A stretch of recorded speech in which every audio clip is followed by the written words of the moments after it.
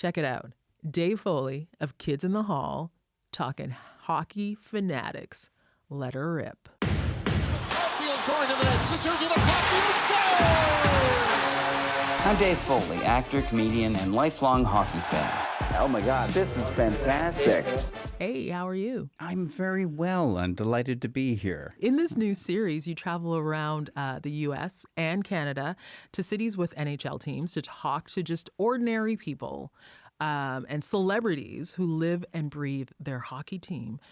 What can you pinpoint as a universal trait amongst hockey fans? You know what? I would say one of the things, and I think it's something that we've exported to the United States with our great game, is civility. I think that's interesting. Was not expecting that as an answer. Amongst fans of professional sports, I don't think there are more civil fans than hockey fans. There's never that view that the fans of the other team are your enemy or that you need to destroy them. You know, you never hear of hockey hooligans. You know, no one ever get beat up in the parking lot of a hockey game. You know, you can sit side by side with the other team's fans, and you'll tease each other and you'll ride each other when their team is losing. But it's good natured, and the primary love is the love of the game. Right. You love your team, but you love the game. Well, that's fertile soil then for a show like this. Yeah. Like it's kind of perfect. I mentioned some of the famous fans you hung out with, but it's in the Toronto Maple Leafs episode with your buddy, Mike Myers, that we learn the most about your personal relationship with hockey. Tell me about the best part of being a Leafs fan. Oh, God, I should watch that episode then. Or any of them, for that matter. The best part about being a Leafs fan? Yeah. God, I'm trying. I don't want to say the worst part of being a Leafs fan because that's everyone knows. Right. So let's go with the positive. I think one of the amazing things about being a Leafs fan is that the Toronto Maple Leafs really never play an away game. Right. Everywhere the Leafs go, there are Leaf fans. Right. Like I've seen the Leafs play in Colorado. You know, I've seen them play in Florida. I've seen them play in LA many, many times. I've seen, and every time the place is full of Leaf fans. So that's because there's a lot of people scattered from Toronto all over North America. You know, you go to Vancouver, there are Leaf fans. And there's Leaf fans, for sure. Yeah. So I think that's one of the things that's great about being a Leafs fan is that you can go see them somewhere else because who the hell can afford to see them in Toronto? No kidding. Yeah. Yeah. And maybe also they help to harden your heart. Oh, that's true. You're used to a little bit of heartbreak. Yeah, especially as a parent, then you're prepared for your children to disappoint you. Disappointment's just there on the doorstep. You know that no matter how badly they do, you will still love them. And that's what you learn from being a Leafs fan. Yeah. And especially this year, let's try to remember that, fans. Oh, my goodness. Yeah. In that same episode, Mike Myers and you talk about meeting in your 20s and hanging out.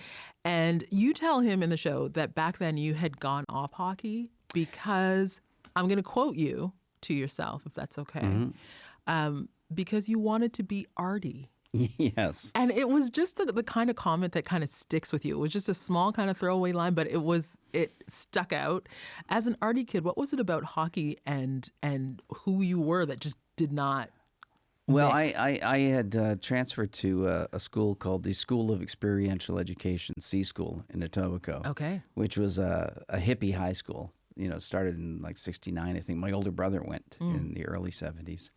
And so I was going to the school, and we were all neo-hippies, and we all sat around, writing poetry and painting and drinking red wine and smoking weed. And this is at school. And so, rather than, watching hockey, I was busy reading Our Bodies, Ourselves. Right. And understanding the trauma that all my female friends had lived through. So it didn't, so I took a few years, a break from hockey. Right. And then it wasn't until I started, with the Kids in the Hall after, in my 20s that I sort of realized, I kind of really like hockey. Yeah. I kind of really enjoy watching it. And then when we had our TV series, Kevin and I used to go down to the Maple Leaf Gardens and get scalp tickets and watch games together. Nice. Yeah. So you didn't have to be the closeted hockey fan when you were with Kids in the Hall, when you guys were doing your thing. No, I kind of put it away. And again, and at the time it was a little easier to walk away because I felt like the game had gotten diluted when the NHL and the WHA merged. Right. It seemed like, I don't like this league anymore. Right. So, I can't remember a ton of hockey references with Kids in the Hall, Not a lot. but there was Leslie, the gay vampire, yeah. who picked up a straight Leafs fan, Yes. which is That's definitely, as a vampire does. Yes. And and it starts with a description of Wendell Clark in a fight. Yeah. Yeah. And there's that. What else is there? I know I had a sketch which wasn't about hockey, but it was my character in the sketch was watching the Leafs and just going, "Go Dougie, go!" and I remember we had to get I had to send the sketch to Doug Gilmore to get clearance You're on it. kidding. Yeah. Wow. Which I don't remember us having to do that for Wendell Clark. Okay. But luckily Doug approved it. There's this thing that's happening in hockey. It's doing this thing to become more inclusive. Yeah. I think that this show is opens up kind of our imagination about what hockey can be and who hockey fans are. Yeah. And in this series, you catch up with Mark Fraser. Yes, I was just going to say. He's very cool. I've met him before. Lovely guy. He was one of the few black hockey players in the NHL when he started out. Now he's working with the Leafs around inclusion and building out strategies. What did you learn from him? What did you learn from Mark? Well, first off, as you said, it was not always easy, and still is not easy to be a black hockey player. And again, and hockey is such a difficult game to get access to because of the expense of it. Right. And I think what he was doing, and just he's such a decent and intelligent man, and that he was, wanting to create an environment where kids could come in and, introduce, they'd be playing ball hockey and start out that way and work their way into the game and feel like this belongs to you. You can do this if you want to. And I think that's the main thing is like for kids, just a lot of the times kids just don't think they can have access to something that they've never seen. Absolutely. Yeah. People like themselves doing. So I think that's a huge thing. And happy to see it. Yeah, he is doing some really great work, and and opening up the sport in an interesting way. Also, opening up the sport in an interesting way. I don't know if you've watched Heated Rivalry. I watched the first episode. You haven't watched the rest of it? No, I haven't. Not yet. Okay, that's okay. You're in for a treat. I will. It's just lovely to see good-looking men with perfect bodies finally get a break. That's right. They've been so downtrodden up until now. Yeah. Show business has always been the territory of the chubby and the ugly. Well, the great thing though about Heated Rivalry is that it is okay. It's a story. If you have not watched it, it is the story of two closeted gay hockey players who find each other. And what we've been hearing is about the effect that it's had on the organization of hockey. Oh, I thought you were going to say on women. Oh, that too. Yeah. That too. But on hockey fans, hockey itself, did any of that come up? Did you hear any of the rumblings around Heated Rivalry as you were? Well, I don't even know if the show was in. Okay. It had been pitched when we were making this, so I'd never heard anything about it. And then I started hearing about this show, Heated Rivalry, and then I found out it was a Canadian show. Right. So I remember watching it, and and it's an interesting way to get more certainly more Americans thinking about hockey. For sure. All kinds of Americans, all of them, anyone, everyone. Oh, yeah. It's kind of the Sex and the City of hockey. Yeah. That's right. Yeah. That's right. A hockey soap opera is exactly what we need. So throughout the hockey Fanatic series, you visit all kinds of cities, mostly in the U.S. Is there a part of you that feels like talking to Americans through the lens of hockey is kind of like talking to Americans about the heart of Canada? Yes, and I think, as I said, I think the game carries a bit of the nature of Canada with it. You know, the sort of the code of hockey. You know, is I think something very Canadian. That code that you don't boast, you don't glorify yourself. You always put the team first, and you never put down the opposition. You know, those are Canadian attitudes that I think that Americans pick up from us. You know, you don't see that in other sports. So I'm kind of proud of that. I'm proud of us for that. Yeah, for sure. It's so pure. Like, I mean, that's such a pure message to put out into the world. And you yourself, you're in this unique position of being a proud Canadian with a platform in the U.S., which is great. Thank you for doing your part. I want to play you a bit of a monologue you did on Mad TV back in 1995. Oh, sure. Right after you made your move to the States. Many Americans believe that our national anthem is O Canada, simply because we enjoy singing it before hockey games. But in fact, our national anthem is The Night Chicago Died by Paper Lace. Our systems of government differ somewhat in that America is a republic with a president, a Congress, and a Senate. In Canada, we are ruled by a small boy with supernatural powers. You performed that monologue 30 years ago, but it feels like it could have been written today. Well, it certainly, is. I mean, part of it was commenting on how little Americans know about Canada, and you could really tell them anything, and they believe it. How are things living in America right now? They couldn't be more terrifying.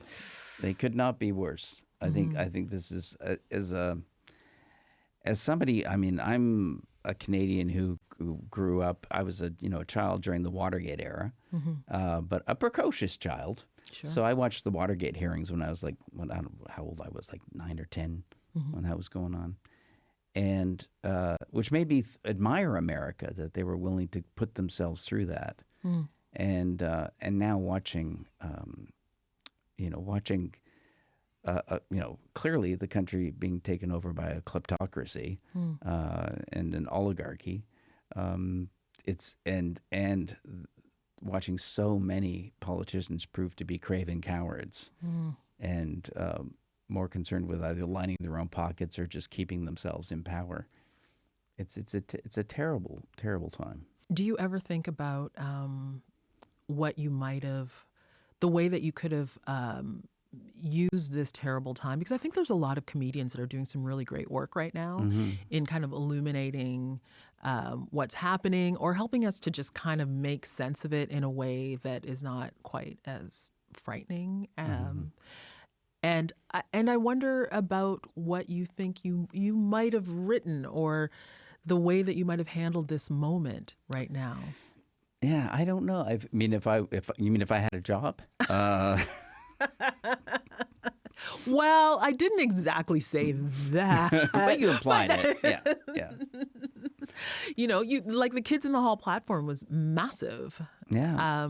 So, would you have tried to tackle the times that we have going on right now? I mean, I think we would have probably done something in our kind of oblique way because we were never an overtly political show. Right. I mean, there was certainly a political orientation to us as people, and we certainly, I think, lean towards liberalism. And there was a sketch I did in the Kids in the Hall reboot that was written as a response to the first Trump administration when I first wrote it, and was so it was kind of with a little bit of the attitude of living through COVID and Trump at the same time. So that was, I guess that's sort of the way we do politics. Right. As a troupe. When I was doing stand-up for a while, it's definitely my stand-up was more overtly political. I think there's certainly a need for comedy right now, and I think for comedy to be for comedy to continue to be fearless and not cowed by what's going on. Yeah. And there are a few people. I know for me, like Stephen Colbert has certainly got me through the first Trump administration without losing my mind, and is certainly a place I go to be able to laugh at how horrible things are. Yeah. And to commiserate. And Jimmy Kimmel's doing the same. But it's particularly for me, Colbert. Yeah. And as an old man, I of course love being able to see Jon Stewart on the Mondays. For sure. On the Daily Show again. Yeah, they're doing some great work, and you've done some incredible work and continue to do great work. I got a couple last questions for you. Oh, okay. Austin Matthews, Yes. the captain of your beloved Toronto Maple Leafs. Yes. You got it. He was just named the captain of the Team USA Yeah. at the Milano Cortina Winter Olympics. It's happening now. Who will you be rooting for? Of course, Canada. I think it's great to see how good the American team is these days Yeah. because it's a sign that the game is strong in America. Sure. And Austin Matthews is clearly one of the greats of all time. I mean, a standout player, no matter what is happening to him right now in Toronto. Yeah. But yeah, I'll definitely be. I'm Team Canada all the way. Okay, good. Yeah. All right. It is going to come down to them. Of isn't it? course. Yeah. It just has to. Yeah. So you're going to put your money behind Team Canada. Oh, If you yeah. have to just put your chips in, Oh yeah. that's where they're going. Oh yeah. I will always. Again, I'm old enough to remember the Summit Series. Mm-hmm. So Canada, as in the international scene, that was that was I mean, for Canadians of my generation, Yeah. that was our moon landing. Oh, yeah, of course. Yeah. Like- Everyone watching all at Yeah. the same time. Yeah. Tune in. Yeah. They shut the school down. That's right, to watch. Yeah. Yeah. We were all brought into the library and they had those TVs on the stilts. That's right. The black and white TVs that we had in schools in those days. Yeah. And I remember the only other time we did that was the moon landing. Incredible. Hockey is just it's the great unifier, and Yes. and it's very cool that you're doing this show. And again, it teaches you, again, you live by a code of ethics. But again, much like Canadians, you cross us and fists are going to fly. Elbows up. Elbows up. Thank you, Mike. Okay. Mike, I know. I told Mike when I saw that, I said, "Oh my God, you finally put your supernatural power for creating catchphrases to good use." And there you go. And Yeah. everyone's using like that is the thing. Yeah, and it wasn't planned at all. Wasn't planned at all. He was He just like, ad-libbed that? Yeah. He Interesting. he was standing on stage and he said he was just thinking it was just getting madder and madder and madder, and then he had just, had the T-shirt and Yeah. and then he was just going, then he just, as an impulse, did the elbows ups, in reference to Gordie Howe. Yeah, yeah. And, especially right now with that idiot not wanting to open the Gordie Howe Oh, Bridge. and the bridge.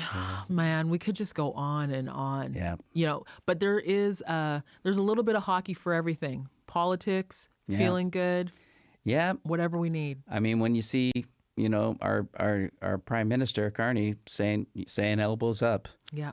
you see everyone all across the country. It's become the rallying cry.